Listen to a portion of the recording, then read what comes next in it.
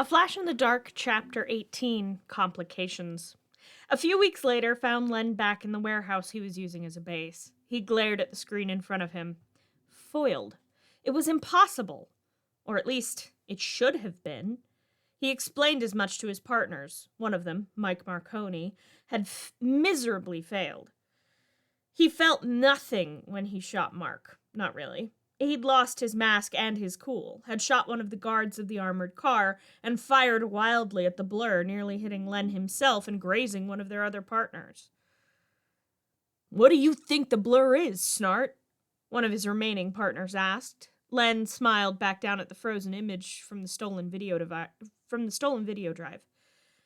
"This blur is a person. Take Mike out to the bay and dump him. Don't leave any evidence behind," he instructed. The other two nodded and carried out the body of Mike Marconi, whom Len had shot in the head moments before. Len's phone began ringing. He glanced down and smiled, Barry's smiling face grinning up at him from the caller ID. "Hello, Blueberry," he said, glancing at the door to make sure the others were gone. Barry groaned disgustedly. "Why does everyone pick up that nickname? Seriously, you've never even met Iris, but she's been using it since we were kids," Barry complained. Len's grin widened as he zoomed in on the silhouette outlined in lightning. The silhouette was one of a woman. That was clear enough. A woman in red. "Must be because you're so sweet, Barry," Len teased. Barry laughed. "Listen, I'm going to be late for lunch," she said. He could hear her frowning. Len rolled his eyes, searching through the footage. "What's new about that?" he asked. Over the past month or so, he'd learned that Barry's lateness would always be a constant. "The fact that I actually have a reason? I got called into work. An armored car was robbed this morning, or someone tried to. I'll know when I get there," Barry explained. Len froze. Despite them dating for almost a solid month now, he'd managed to avoid the subject of jobs since she'd asked him about his. He kept his tone cool as his mind raced. "Oh, I hope no one got hurt." He was reaching, and he knew it, but maybe she was in medical since she was smart enough. Barry sighed. "I hope so too, but it's not really my department." He heard her say something to someone on the other end of the line, but couldn't make out what it was. Len switched to the purloined files from the CCPD he'd managed to acquire from a hacker friend of Lisa's. Thinking about it, I don't think I actually know what you do, Blueberry," Len said, trying to be nonchalant. Barry paused. "Really?" "Must have never come up. I'm a CSI over at the CCPD," she admitted. Len hummed in interest as he switched to the files he'd never bothered with. He'd only ever memorized faces of cops so as to avoid them. He'd never bothered with the other departments. "That sounds interesting. You'll have to tell me all about it at dinner. I was actually going to call you about lunch.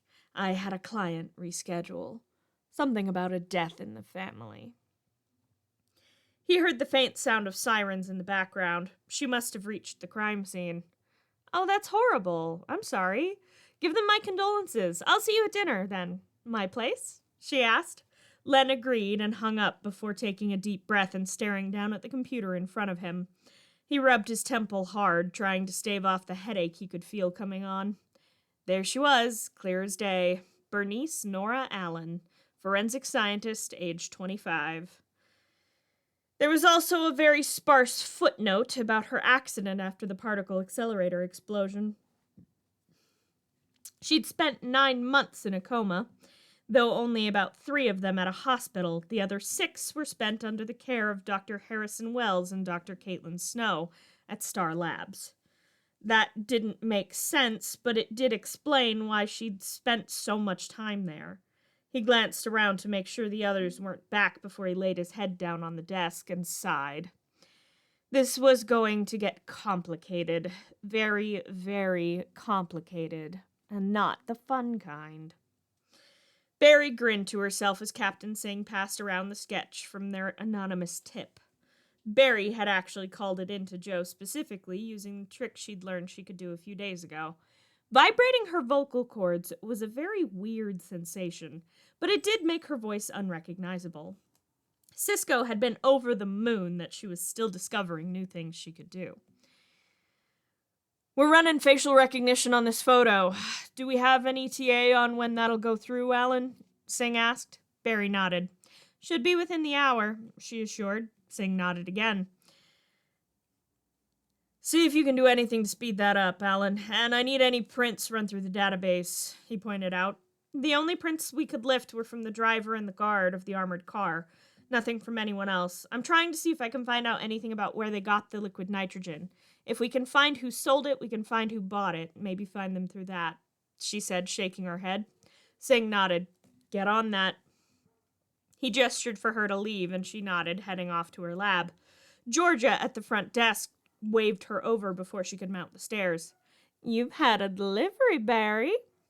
Georgia held up a bouquet of ice blue roses, a grin on her face as the others came out of the briefing room. Got a sweetheart you didn't tell us about? Georgia teased. Barry barely managed to hold back her speed as she snatched the roses from Georgia and blushed bright red. There's a card, too. Figured you'd want to be the one to open that. Georgia held out a small envelope between her perfectly manicured fingers. Barry blushed brighter red as she took it and bolted, slowly for her, up the stairs as whispers broke out behind her. She was like a daughter to most of the officers in the precinct, a sister to others. They would never stop teasing her about this. She reached her lab and closed the door behind her, setting the flowers on a table away from the evidence, and smiled as she opened the card. Hope you have a nice day, and that this was as embarrassing as I planned it to be. Len. Barry rolled her eyes and pulled out her phone. Len smiled as his phone rang. He was on his way to see a friend of his, a thief, an arms dealer. He clicked on his Bluetooth earpiece. I see you got my flowers, then, he said by way of greeting. Barry laughed. It was a welcome sound. He still wasn't quite sure what he was going to do about her, yet sweet, naive Barry still thought he worked in art acquisition, which was technically true. Yes, I did. In front of the whole precinct. I swear, you and Georgia would be best friends. You're both horrible, and both dead set on embarrassing me as often as possible, she grumbled under her laughter. Len chuckled lightly. It is fun seeing you blush. Listen, I'm glad you called. I might be going out of town for a while, depending on how this meeting goes. If it goes the way I hope it does, I won't have to, but you never know. Len said, again, not technically a lie. Barry laughed lightly, but Len could practically hear her blush as she replied, Well, you are always prepared for any situation. Her voice had dipped, and he could hear the heat behind it. Len laughed aloud. Well, that's more hope. I do have this beautiful, fantastically smart girlfriend, after all. He felt his own eyes go wide. He'd never called her that out loud before. Definitely not to her, at least. Lisa still teased him about even vaguely admitting it. There was silence from the other end of the phone for a moment. Oh, do you now? Barry sounded excited and happy, and Len could swear he could hear the ice around he'd surrounded himself with since he'd first seen his father beating his mother crack. You'll have to tell me all about her at dinner. I've got to go. I got to get back to work, she said, her smile evident in her voice. Len nodded to himself, still feeling a bit shocked at his own words and feelings. All right. Be safe, Blueberry, Len said, taking a deep breath as the call ended. He needed to figure out what the hell to do about her. Barry smiled and bid him goodbye before turning back to the computers. The facial recognition had been quicker than she'd been expecting. She grinned and printed out her findings.